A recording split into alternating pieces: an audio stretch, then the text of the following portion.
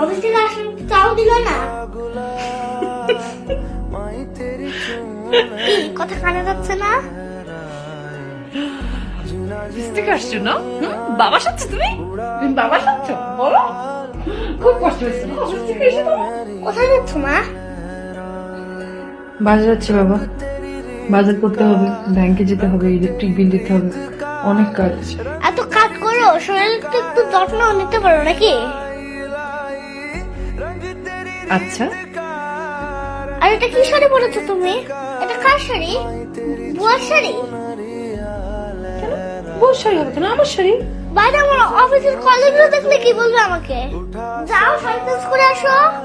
তবে রে দুষ্টু কোথাকার, দিন দিন जीना जीना रे थोड़ा गुलाब